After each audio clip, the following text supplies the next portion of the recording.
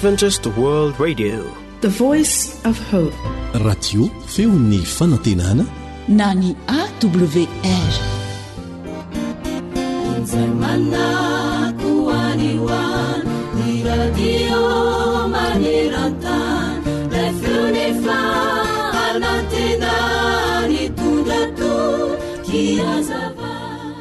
Tsy tsara ny irery, mila namana avokoa ny olona rehetra. Eny fa na dia ireo milaza azy ho tsy mily izany aza, sa tsy marina izany ho ianao? Mila olona isika mba ho azontsika hizarana ireo alahelo, fifaliana sy izay rehetra ao am-pontsika ao. Misy namana anankiray izay tsy mba mahafoy antsika fa eo anelantsika mandrakariva izy, na mila azy sika na tsy mila azy. Vonina izy hanampy antsika rehefa mangataka fanampiana aminy. Tsy mba mampifilafila, tsy mba ratsy toetra fa mitady izay tsara indrindra ho antsika. Koa aza manao tsinotsinona ny tena namana.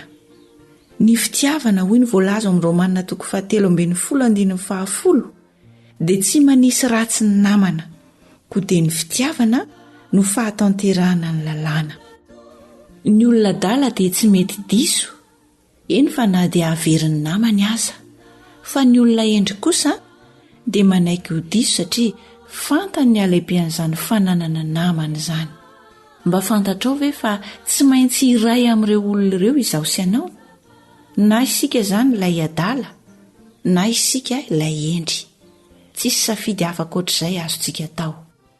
Ny ankabeazantsika nefa dia adala, tena adala avokoa, rehefa manao tsinotsinona ny fanampiana sy ny fitiavana tolotra ilay tena tiantsika, dia Jesosy izany. Isaky ny fotoana inona re sika no manosihosy sy mankahala ary tsy mankatoa ireo didim-pitiavana izay natolono antsika, napetrany eo amin'ny teniny.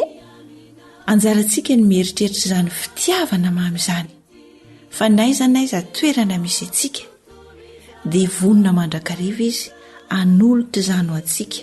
Arak'izay voalaza amin'ny Jeremia 1:7 manao hoe: tany lavitra any no sehoany Jehovah tamiko ka nanao hoe, fitiavana mandrakizay ny tiavako anao, koa izany nampaharetako famindram-po anao.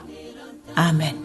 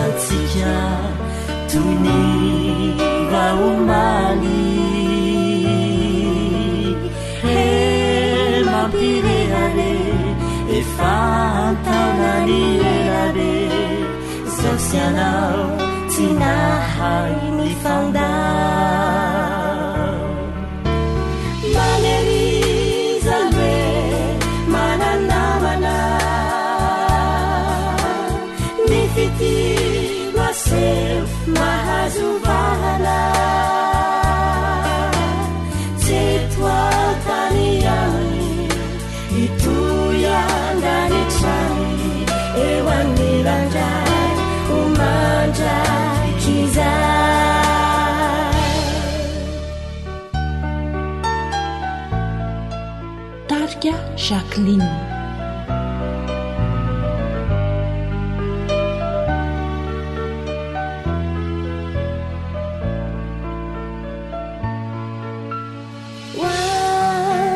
tsiaro fasinganjery nilanzantina tony olombely saonolazako anao jesolahy mamako tsy mandao mbola ty fitihodory namana miotry ny tena namana zay irinao lazao fizihisana izy tompo barefana mpanjaka ny fagagana oavy ekeo jesoti manerizamwe mananamana nifitilaseo mahazovara titoantaniyani ituyandane trani ewannilandray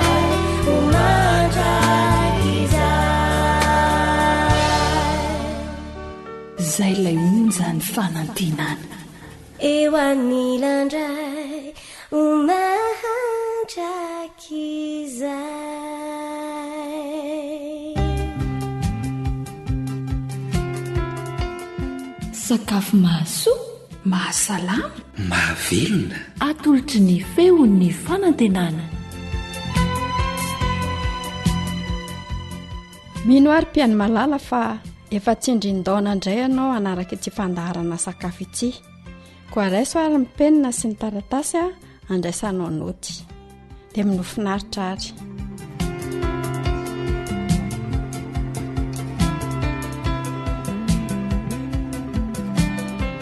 konfitura vita amin'ny ronono indray a no ataontsika androany reto avy ary ny zavatra ilaintsika mila rononontsika ronono velona 2 litatra siramamy atsasakilao lavanila singanindray mila bokala ihany koa tsika na fitaovana metrahana ny konfitura rehefa vita dia averintsika indray ary zavatra ilaintsika mila ronono velontsika 2 litatra siramamy atsasakilao lavanila singanindray mila bokala ihany koa tsika na fitaovana ametrahana ny konfitura rehefa vita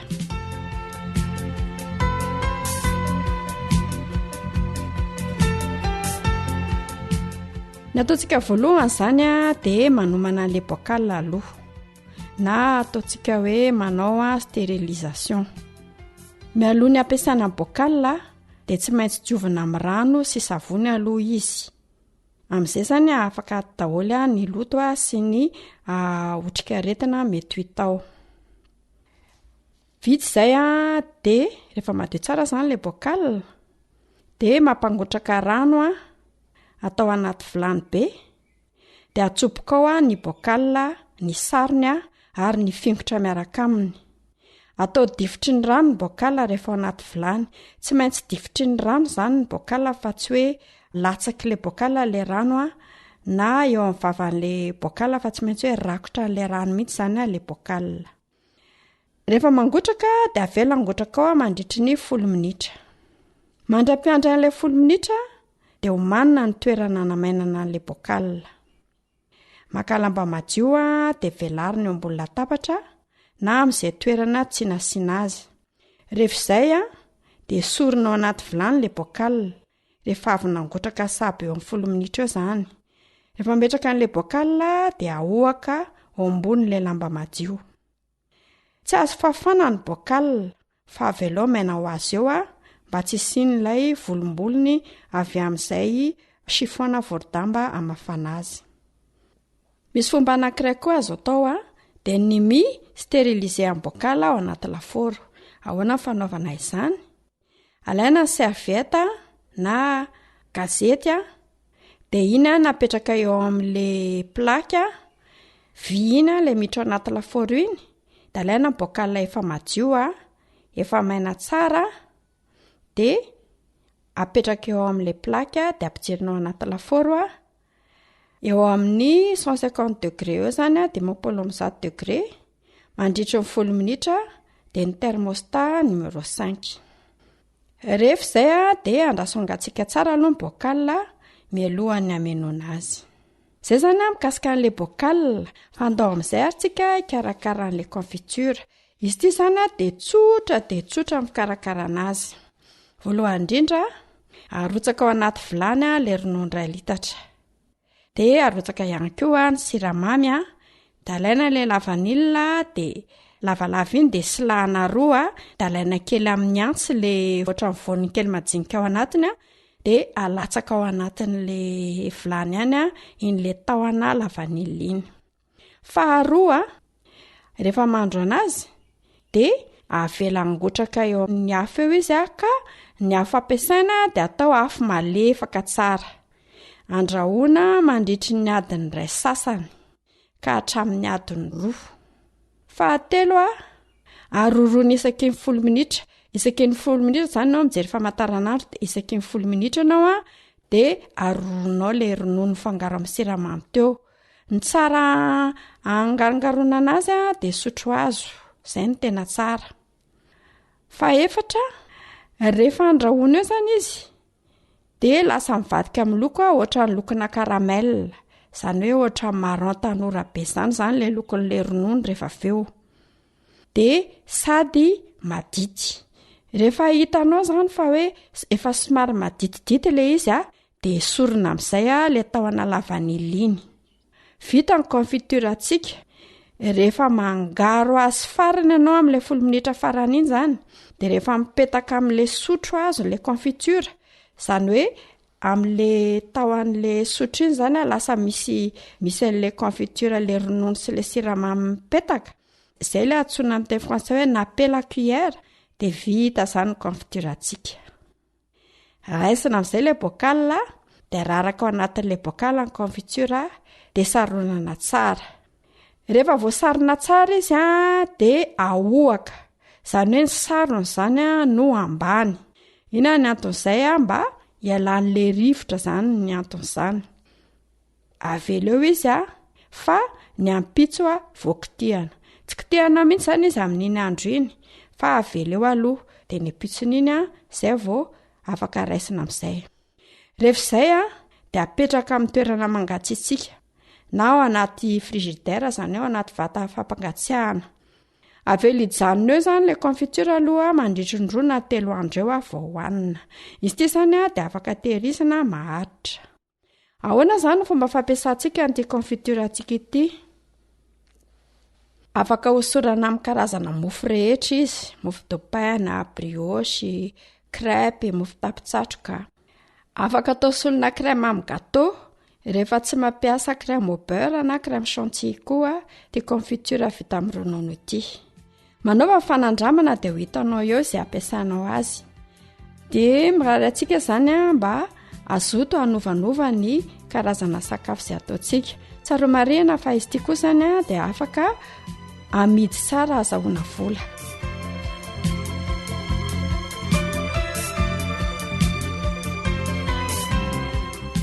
Izay indray ary nazo natolotra antsika androany. Manao mandrapitafa finaritra anao indray na manao Sabina Rakotondranaivo sy ny namana Sam ny karakara ny lafiny ara-teknika.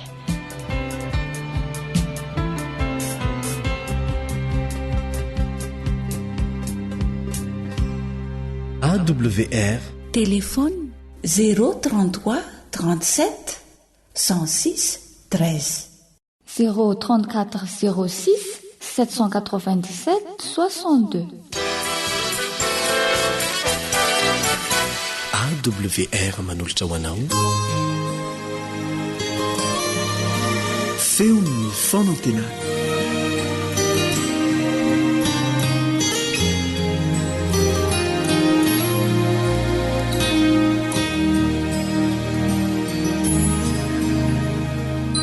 Miaraba sady manasanao anaraka ny dinidinika hatramin'ny farany namanao Kaleba Andriatsikivy.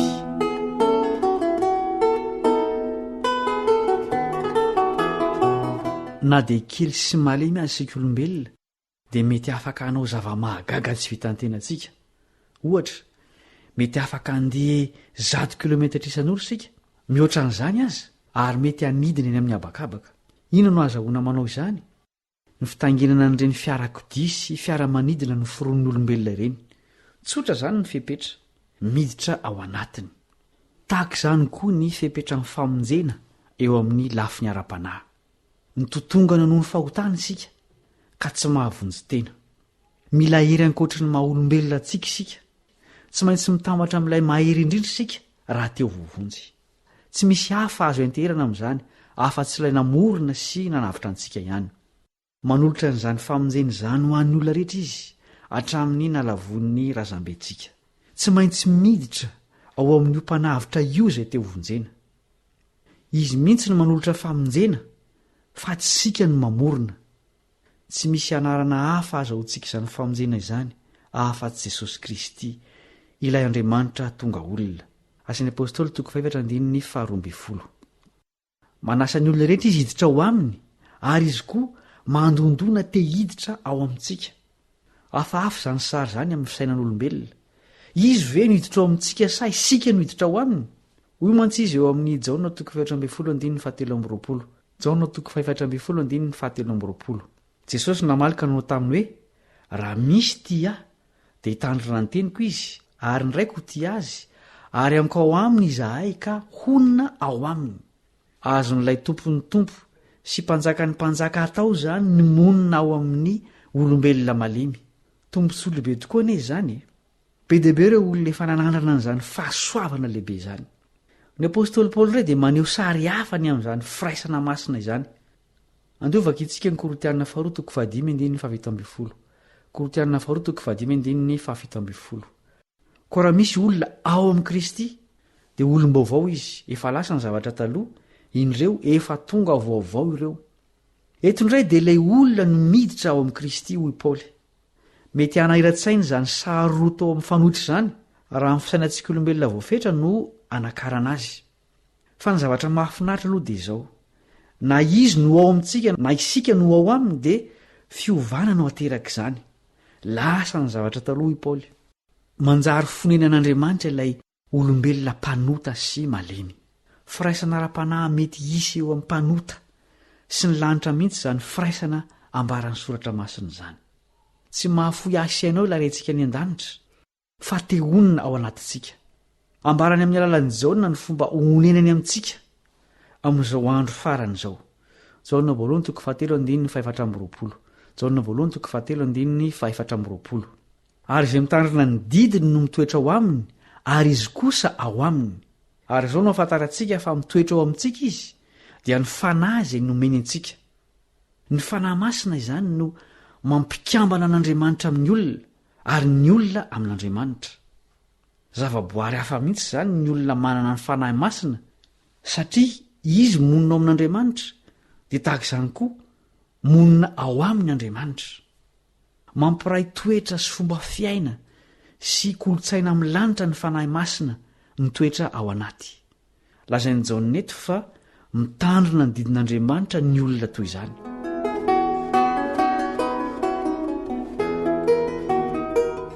Tsy vitany hoe miray fomba amin'ny lanitra fotsiny izay manana ny fanahy masina ao anatiny, fa tonga ankohona ny lanitra mihitsy. Hoy Paoly eo amin'ny Romanina 9:7. Romanina 9:7. Fa izay tarihiny fanan'Andriamanitra no zanak'Andriamanitra. Tsy namana, na havanakaiky, na mpiray firenena amin'Andriamanitra no ilazan'ireo manana ny fanahiny fa zanany mihitsy.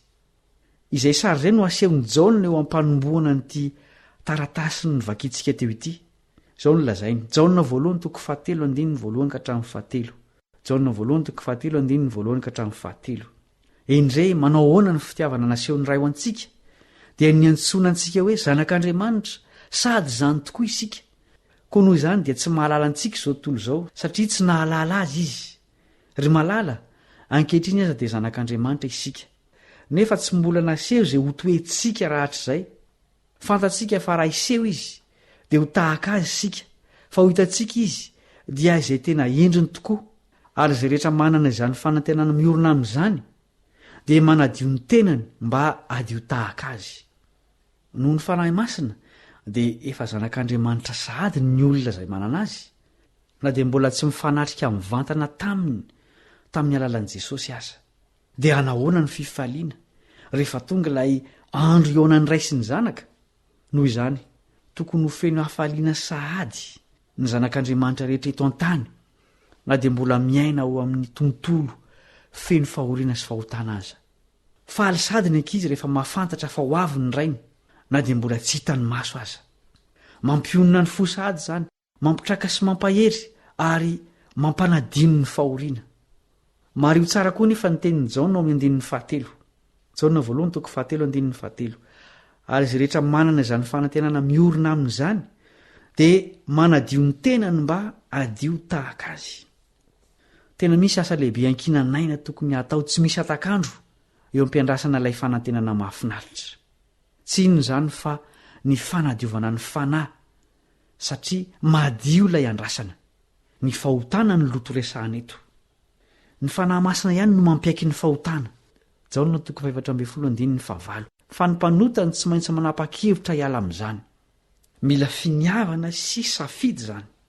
Tsy hiditra an-tsehatra hanampy ny mpanota hiala amin'ny ratsy Andriamanitra raha mbola mankafy fahotana io mpanota io. Noho izany, misy anjarantsika ny famonjenantsika. Tsy hoe izany ny mahavonjy fa toy ny sandry ahinjitra andray ny tanan'ny mpamonjy izany. Tena zava-dehibe amin'ny famonjena io fanadiovana io. Akanjo no ilazany Jesosy azy. Hoy izy eo amin'ny Apokalipsy 12:7. Apokalipsy 12:7. Sambatra izay manasa ny akanjony mba hanana fahefana amin'ny hazonaina sy hidirany amin'ny vavahady ho ao an-tanàna. Ry mpiaino namana, omeo ny toerana rehetra ao aminao ny fanahy masina ary ekeo ny fanamboarana ny tsy mety asainy ataonao. Aza mpanginina ny feony rehefa mampiverina anao ho amin'ny fitandremana ny didin'Andriamanitra izy. Raha miara-monina aminao ety an-tany izy dia ianao mihitsy no miara-monina amin'ny lanitra manontolo rehefa miveriny amin'ny raony lanitra tsy ho elintsony Jesosy. Ivavaka isika.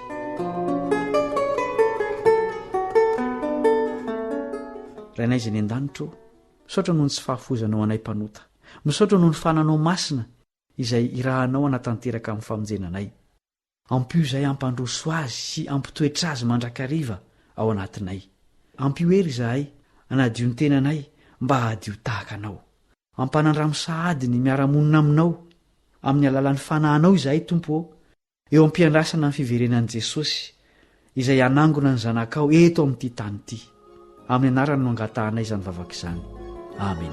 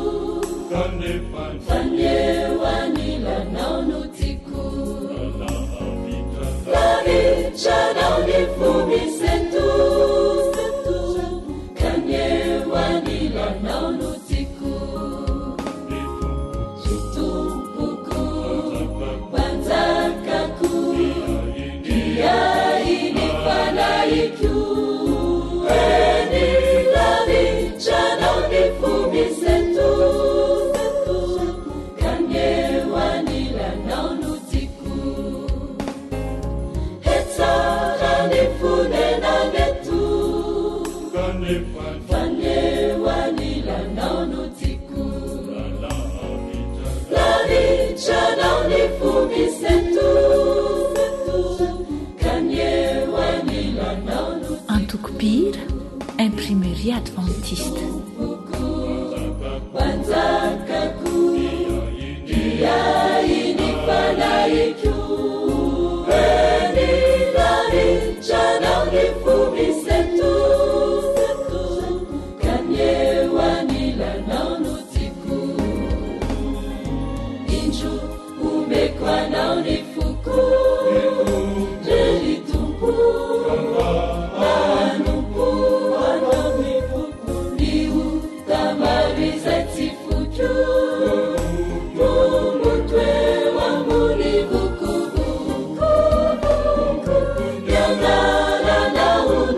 Thank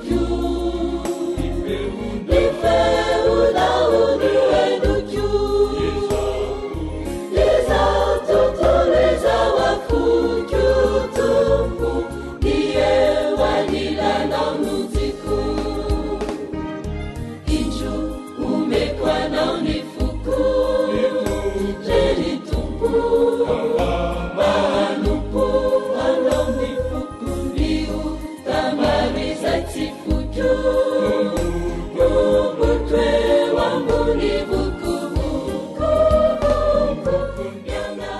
listening to Adventist World Radio, the voice of hope.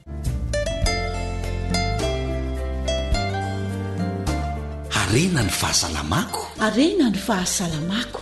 Famela belarana ara-pahasalamana hitondrana torohevitra mahasoa ahatonga Madagasikara ho faritra manga, ahitana olona salama sy matanjaka ary ela velona. Atolotry ny onjam-peon'ny feon'ny fanantenana sy ny ONG Ziksoaba miaraka amin'ny dokotera Iva Ravelson.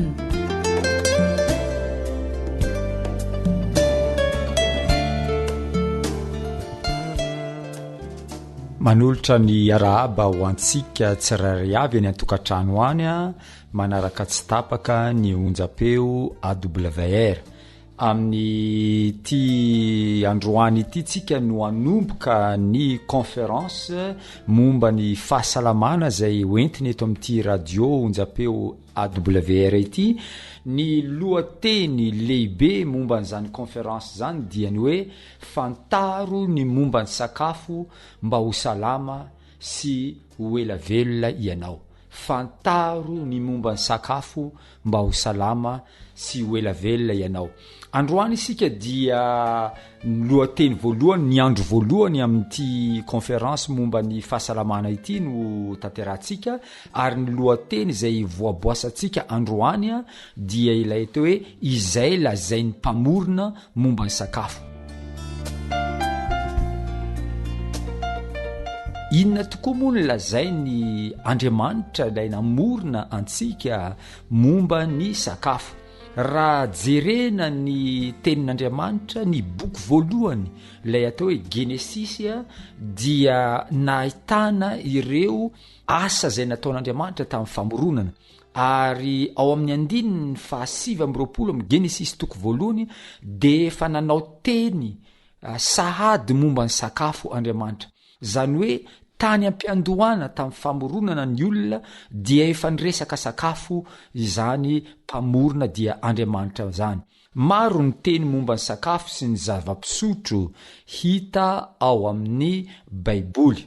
Fa io no resaka voalohany nataon'Andriamanitra mikasika ny sakafo dia izay hitantsika ao amin'ny Genesisy toko voalohany 7:20. Ilay mpamorona mihitsy no miteny momba ny sakafo eto, ary ireo sakafo izay tenenin'ireo no sakafo izay mahasalama indrindra ny olona araka ny namoronany azy. Mandritra ity conférence ity dia hiresaka momba ny sakafo tsika araka ny lazaina teo.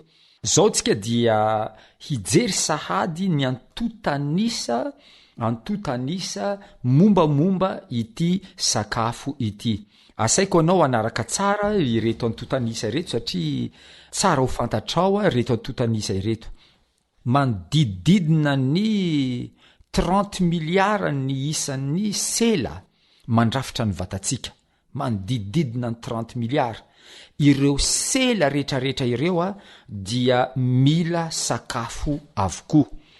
Ny olona 20 taona eo dia mahalany sakafo eo amin'ny 570 taona mandritra ny androm-piainana.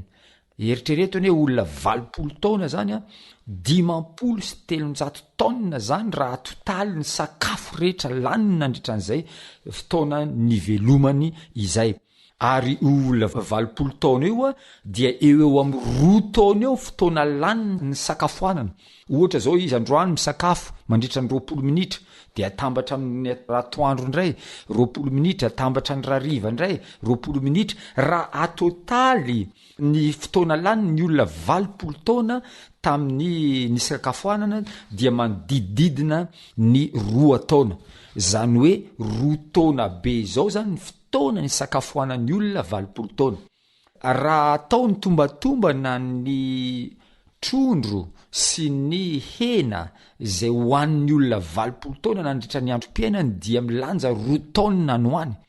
Ary ny lanjan'ny siramamy izay laniny zany olona 20 taona zany dia manodidina ihany koa ny 2 ka hatramin'ny 3 taona. Zany hoe raha jerena zany dia be de be mihitsy ireo zavatra izay tsara ho fantarina momba ity sakafo ity. adiny roa isan'andro eo no ilayntsika hisakafoanana amin'ny akapobeny. Misy mety ho latsakin'izay raha ohatra maika loatra izy, misy koa mety mihoatra ny lavitra noho izay raha ohatra ka miadana kokoa ary mitsako tsara izy ary maka aina tsara izy eo am-pisakafoanana. Ny olona anankiray dia fantatry ny mpandinika indrindra ny olona aty amin'ny toerana izay mandroso na an-tanan-dehibe dia eo amin'ny 20 grama eo ny mofo lanin'ny olona anankiray isan'andro. 20 grama zany hoe ampafolo ny kilao eo zany. Raha jerena indray ny lalakanin'ny olombelona dia mirefy manodididina ny 4-7 metatra eo. Zany hoe lava de lava mihitsy ty lalankanintsika olombelona ty raha oharina amin'ny lalankanin'ny biby hafa tahaka ny alika, ny saka, liona sy ny sisa sy ny sisa. Raha jerena ny momba n'io lalankanina io dia tsara ny miteny aty am-piandohana fa io lalankanina io dia ahitana bakteria. Ireo bakteria ireo zany ireo lay tondrona amin'ny teny hoe flore intestinale na hoe microbiote intestinale. Ireo zany dia bakteria havatsika izy ireo. Havatsika izy ireo satria manina moa ny tenenako hoe havatsika ireo na namatsika ireo bakteria ireo satria ireo bakteria ireo no manampy atsika amin'ny fandevonan-kanina. Ary tiako ny resaka dieny aty am-piandohana fa ireo bakteria ireo dia minan-kanina amin'izay hanina ho antsika.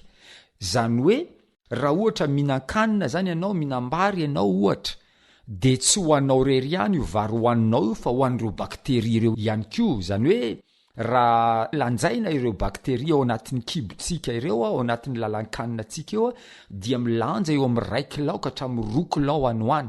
Zany hoe mbola mavesa danja no ny lanjan'ny atidohan'ny olona anankiray ny lanjan'ny bakteria ao anatin'ny lalankanina.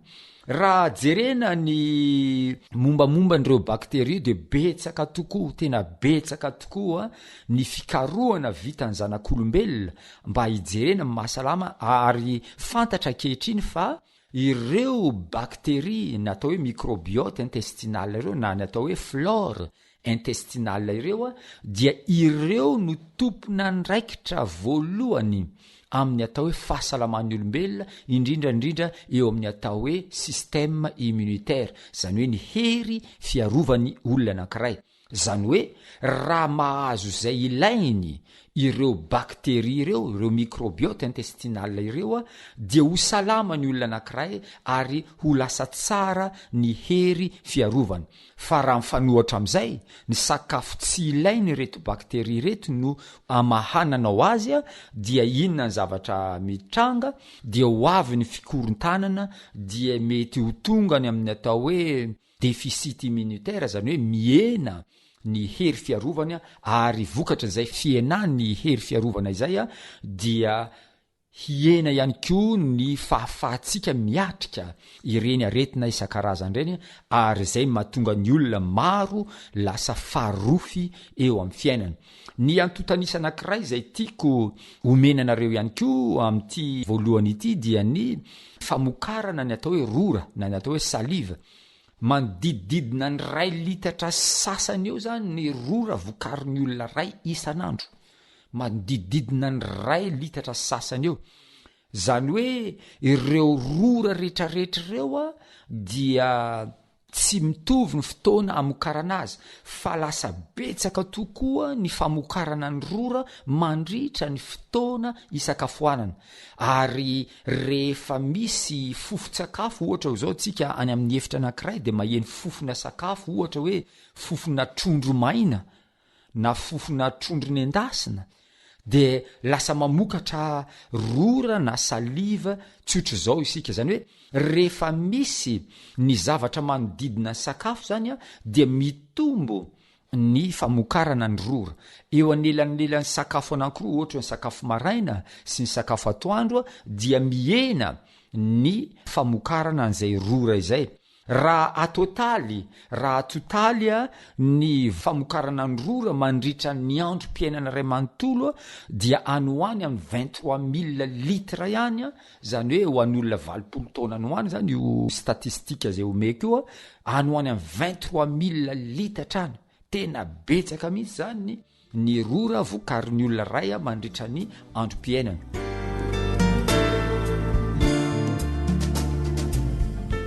Zao tsika dia iresaka kely ny firafitry ny vatana satria araka ny tenentsika teny am-piandohana dia namorona antsika Andriamanitra ary rehefa namorona antsika Andriamanitra dia nomeny sakafo sahaza ho an'ny zay zavatra ny foronina ny olombelona ka tiako eto am-piandohana ny anome anao antotanisa vitsivitsy mombamomba ny vatan'ny olona anankiray sy ny firafitry ny vatan'ny olona anankiray. Misy atome maromaro karazany atome be de be mihitsy moa mandrafitra ny vatan'ny olona anankiray ka mba ahatonga antsika ahazo tsara ny zavatra horesahana eto dia andehantsika aka ohatra olona anankiray zay milanja 70 kilao. Olona milanja 70 kilao zany no ohatra raisintsika eto. Amin'ny olona milanja 70 kilao io dia manodididina ny 270 kilao ny atome d'oxygène ao aminy ao. 270 kilao no atome d'oxygène ary 9 kilao ny lanja ny atome de carbone, 7 kilao anoany kosa ny lanja ny atome d'hydrogène ary 2 kilao anoany ny lanja ny atome d'azote. Ny amin'ny calcium dia milanja 1 kilao anoany ny lanja ny atome de calcium ao anatin'ny vatantsika. Ankoatran'ireo atome anankidimy zay nyresantsika ireo dia malo ireo singa na atome zay mandrafitra ny vatan'ny olombelona. Anisan'izany ny potassium, ny magnésium, ny phosphore, ny chlore, ny sodium, ny fer, ny zinc sy ny maro hafa. Zao ny zavatra tsara ho fantatra. Raha jerena manokana ny firafitry ny vatan'ny olombelona dia misy atome efatra ny tena mandrafitra ny atao hoe 20 ka hatramin'ny 70 isanjato ny vatan'ny olombelona. De tsy inona izy ireo fa ny atome d'oxygène, ny atome de carbone, ny atome d'hydrogène ary ny atome azote. Zany hoe raha ho an'ny mpianatra moa zany ny oxygène dia O, ny carbone C, ny hydrogène H ary ny azote N. Ireo zany no atome izay mandrafitra be indrindra ny vatan'ny olombelona. Ny fanontaniana mipetraka dia ity: avy aiza ireo atome ireo?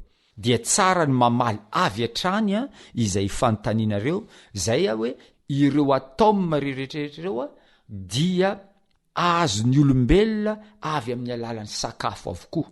Zany hoe rehefa mihinan-kanina isika dia ireo sakafo zay hoanitsika dia ahitana molécule isan-karazany. Misy karazany maro moa ny molécule, misy ny atao hoe macromolécule, misy ny atao hoe micromolécule, ary ireo molécule ireo dia tsy inona fa fitambarany atome maromaro. Raisitsika ohatra zao ny rano. Rehefa misotro rano tsika, ny rano dia tsy inona fa fitambarany atome maromaro. De fantatritsika tsara moa zany indrindraindrindra mpianatra de malala n'izany tsara mihitsy fa ny atao hoe rano dia H2O. Zay ny formule chimique ny rano. Hydrogène anankiroa ampina oxygène anankiray. Zay mahatonga hoe ireto atome oxygène, carbone, hydrogène ary azote reto zany ireo ny tena mandrafitra be indrindra ny vatan'ny olombelona. Raha ho resantsika fotsiny ilay olona 70 kilao teo dia 570 kilao amin'ny vatan'ny olona 70 kilao dia rano avokoa. Zany hoe zay rano zay ahitana ny molécule, zany hoe ahitana ny atome oxygène sy ny atome ny hydrogène.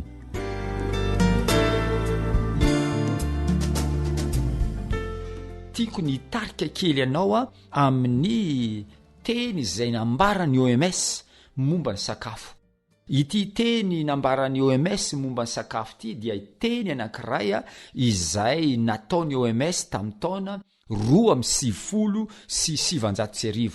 Teny izay nanandanja mihitsy ity teny ity tamin'ny fotoanandro, eny fa ho an'izay mandinika ary misaina tsara ny momba ny fahasalamany dia tokony ahita ataoko hoe ahita zavatra soa amin'ity teny nataony OMS tamin'ny taona 2019 ity. Zao ny tenin'ny OMS tamin'izany fotoana izany: ny sakafo idealy dia ireo izay tsy ahitana graisse betsaka, tsy ahitana tavin-javatra betsaka, sakafo izay ahitana fibra betsaka na tsiratsiraka moa zany izy tsika, ary sakafo ahitana hydrate de carbone na ny siramamy moa zany na ny sucre moa zany resantsika. Ary raha jerena io teny nataony OMS tamin'ny taona 2019 dia ireo sakafo idealy ireo averiko kely indray tsy ahitana graisse, sakafo betsaka fibra ary sakafo ahitana glucide na hydrate de carbone betsaka. Ireo sakafo ireo dia tsy aizany ahitana an'ireo fa ny fruit, ny légumes, ny céréales complètes isan-karazany ary ny légumes secs isan-karazany. Raha izay no zavatra nyresahany OMS tamin'ny taona 2019 dia inona kosa no resahan'Andriamanitra? Inona kosa no resahan'Andriamanitra tamin'ny voalohany raha namorona an'izao tontolo izao ary namorona ny olona izy? Inona sakafo nomen'Andriamanitra ny olona tamin'ny voalohany? Raha izay no resantsika dia tsy maintsy miverina ao amin'ny baiboly isika ary mijery ireo izay teny tenenin'Andriamanitra momba ny sakafo teny ampiandohana. Ary io ilay efa niresantsika teo amin'ny Genesis 1:7. Dia izao ny zavatra voalaza, ary Andriamanitra nanao hoe indro efa nomeko anareo ny anana manintsamboa rehetra, ny hazo rehetra izay misy voa sady manintsamboa dia ho fihinana ho anareo ireny. Tena mazavabe mihitsy ny tenin'Andriamanitra raha io Genesis 1 io zany nyresantsika. Raha jerena lay teny nataon'Andriamanitra dia misy zavatra anankiroa lehibe, misy zavatra anankiroa lehibe no tenenin'Andriamanitra eto mikasika ny sakafo. Voalohany izy dia anana manintsamboa. Inona moa ty anana manintsamboa ity? Zany hoe zava-maniry na mandady na somary avoavo kely fa tsy hoe ambony loatra, zany hoe tsy mihoatra ny 2 metatra ny avon'ilay zava-maniry dia manintsamboa izy io. Anisan'izany ohatra ireo voan-javatra maro, ohatra n'izany petit pois, ahitantsika an'izany koa ny kabaro sy ny sisa maro zany ireo karazana ireo.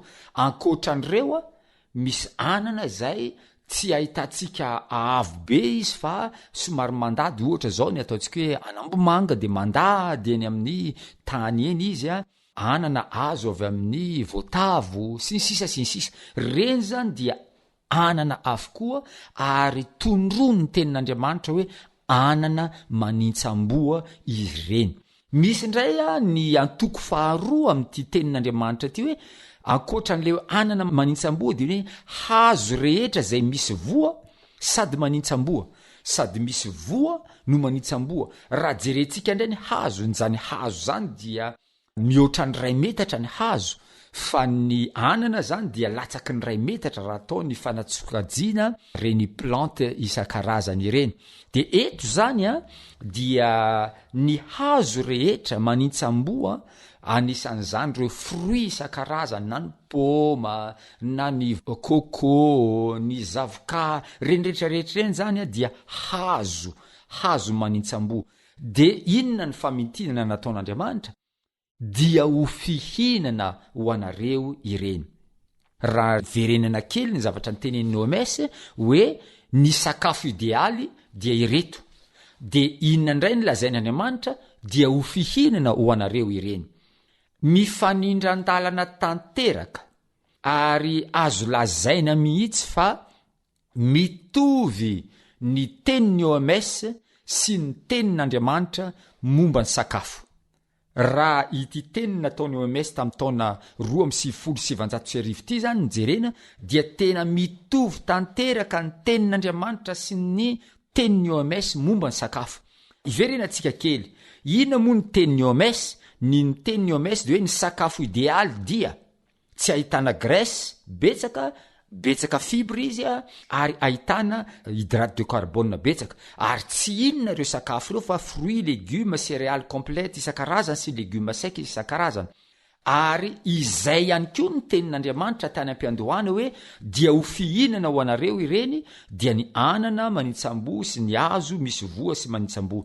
Ka eto zany dia azontsika tenenina mivantana mihitsy fa na ny OMS na Andriamanitra dia samy tsy niresaka fatim-biby izy ireo, samy tsy niresaka fatim-biby izy ireo na Andriamanitra na ny OMS tamin'ireo sakafo zay niresahany teo. Ny OMS moa miteny ny atao hoe sakafo idealy dia Andriamanitra miteny hoe ho fihinana ho anareo ireny. Toy ny teny nataony OMS tamin'ny taona 2017 io dia ahitantsika an'ilay atao hoe alimentation idéale de zao ny teniny. Io sakafo idealy io izy dia tokony eo amin'ny 400 grama eo amin'io sakafo idealy io dia fruits sy légumes avokoa, ary 30 grama eo dia légumes secs, ary ny ankoatran'izay dia voan-javatra sy ny voankazo maina ary oléagineux isan-karazany moa zany. Raha jerena zany io teny nataony OMS tamin'ny taona 2017 io dia averiko indray fa tsy miresaka fatim-biby na kely na indray mipika aza.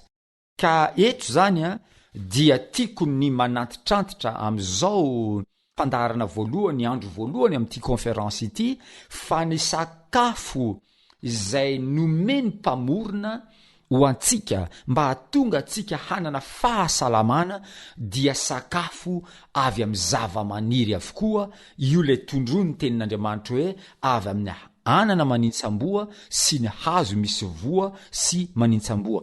Ary io tenin'Andriamanitra io dia noantitra ntery ny OMS tamin'ny taona 2017 ka nilazany OMS ny atao hoe sakafo idealy.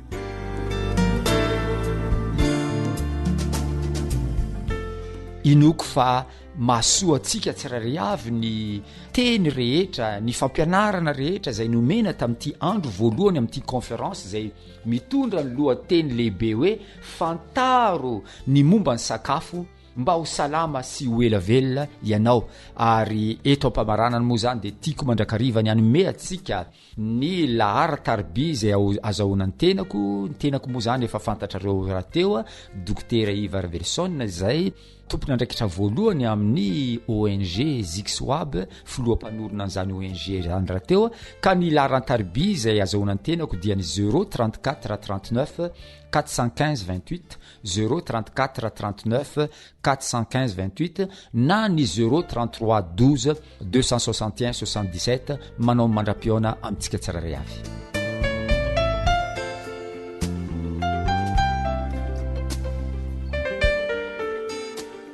Akoatra ny fienoana amin'ny alalan'ny podcast dia azonao atao ny miaino ny fandaran'ny AWR sampana teny malagasy amin'ny alalan'ny Facebook isanandro amin'ity pejy ity AWR feon'ny fanantenana.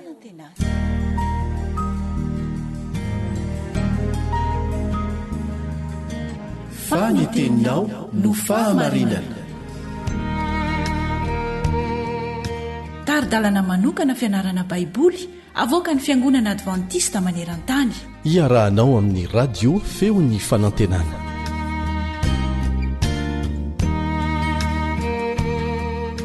Miarabanao amin'ny anaran'i Jesosy, ny namanao Richard Andrenjatovo. Ny onjam-peon'ny radio Adventista maneran-tany no renesinao amin'izao fotoan'izao, ary mampita an'izany ho any aminareo tsirairay avy ny namana Nartina. Androantsika dia hijery lohateny kely anankiray ao anatin'ilay lohateny lehibe manao hoe fanavotana marin-drano, ny hazo fijaliana sy ny fiangonana. Fa androany koa sika dia ijery lohateny kely anankiray manao hoe nampanakekezina ao amin'i Kristy. Kanefa mialohan'izay tsara dia tsara raha hivavaka isika.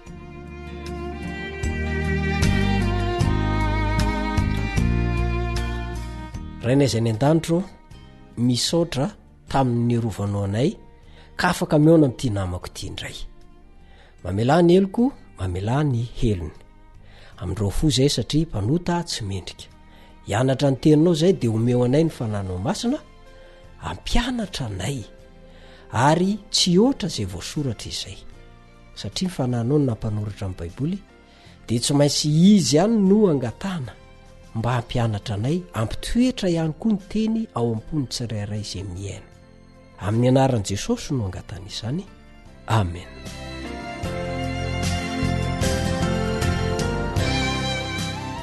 Hita eto indray ny antony lehibe natonga ny Paoly nanoratra ny epistily ho an'ny Efesianina. Soritsoritana eo amin'ny Efesianina 4 ny 2:12 sy 12.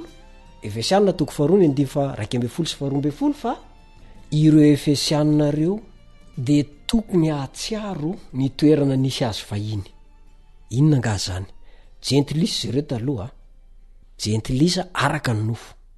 Nlazain'ireo voafora hoe tsy voafora, tsy nanana any Kristy, olo koa azy tamin'ny fanjakan'ny Israely, ary vahiny tamin'ny faneken'ny teny fikasana.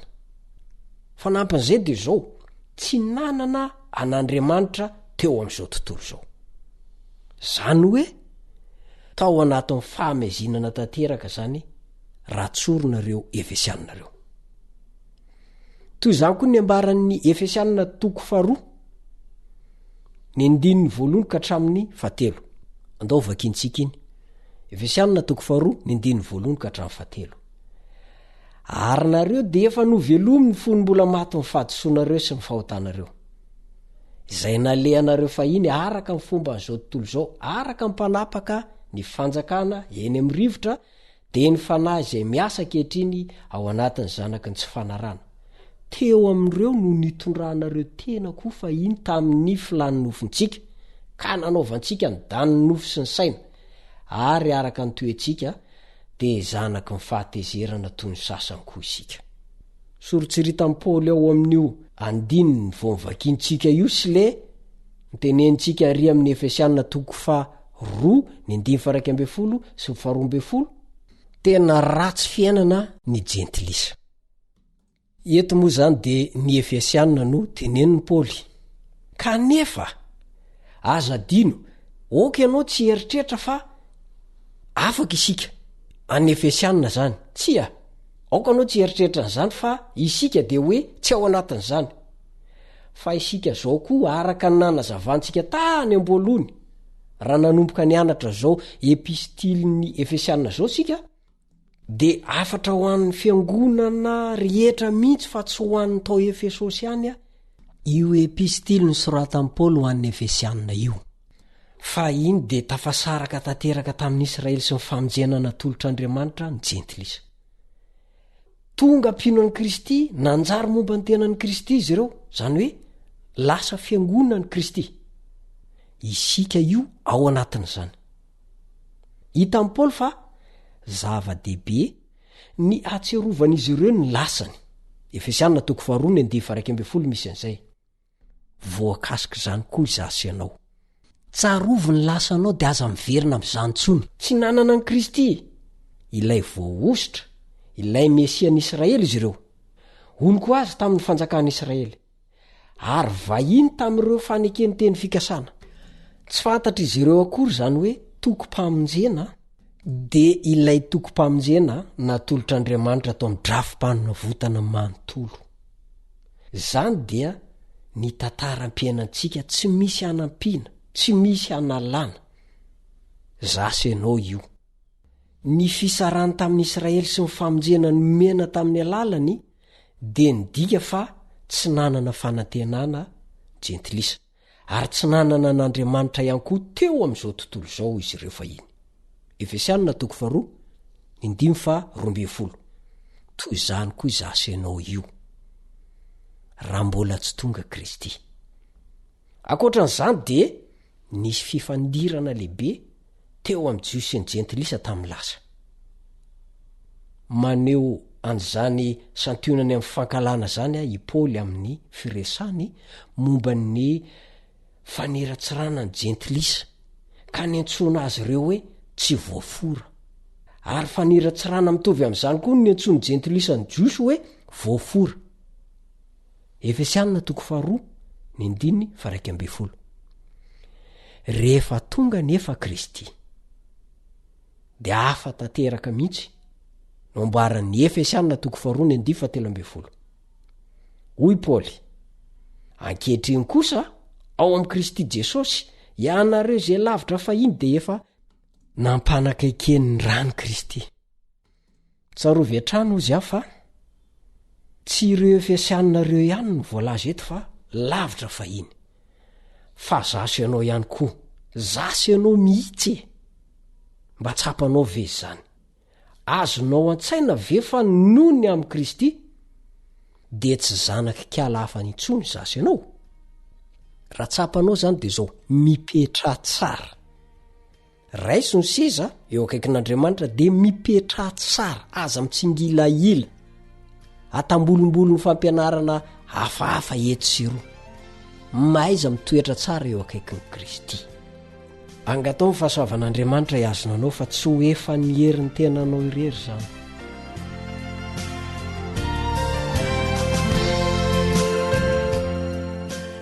Mindrana ny teny eo amin'ny Isaia i Paoly apôstôly. Isaia 7:15-7. Isaia 7:15-7. Toy izao ilay teny nindramin'ny Paoly: fiadanana ho an'izay lavitra sy ho an'izay akaiky. Hoy Jehova, ka dia asitrana azy aho. Zany de azonao ampitaina amin'ny voalazan'ny Efesianina 2:17-18. Ao amin'ny Kristy ary tamin'ny alalan'ny azo fijaliana irery any de nampanakaikezina tamin'izay rehetra nisarany jentilisa. De Andriamanitra sy ny fanantenan'ireo rahalahy sy anabavin'ny jiosy zany. Zao ny vaovao mafaly lehibe hita ao amin'ny fanotsorita amin'ny Paoly. Raha nahafoana ilay antsany lehibe nanasaraka ny jiosy sy ny jentilisa ny azo fijalian'i Kristy de midika izany fa andravona ny fifandirana sy ny fisarambazana eo amintsika koa izany. Manasa antsika hevitra ny momba ny fisarambazana misy eo amin'ny fiainantsika sy ao amin'ny fiangonantsika io vaovao mafaly io. Ary tsy vita zay fa mampisaintsaina antsika ihany koa ny amin'ny heriny azo fijaliana izay marava izany. De mipetraka amin'ny fanontaniana: mbola itoy korontana lava ve? Raha sanatria zany misy dia apetrao amin'ny fanontaniana hoe sao de efa tsy eo amin'ny Kristy intsony isika.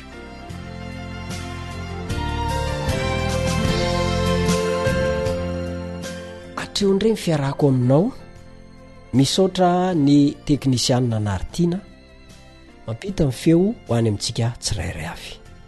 Mametraka ny mandrapitafa mandrapiresaka aminao indray ny namanao Richard Andrenjatovo. Aza adino ny fotoanantsika tahaka izao. Mandra-piaona tompoko.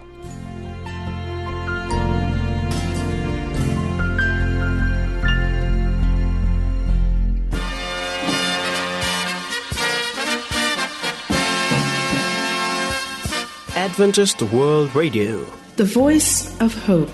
Radio feony fanantenana. Ny farana treto ny fanarahanao ny fandaharan'ny radio feo fanantenana na ny AWR amin'ny teny malagasy. Azonao atao ny mamerina miaino sy maka maimaim-poana ny fandaharana vokarinay amin'ny teny pirenena mihoatriny 100 amin'ny fotoana rehetra. Raisoaryn'ny adresy ahafahanao manao izany: awr.org na feofanantenana.org.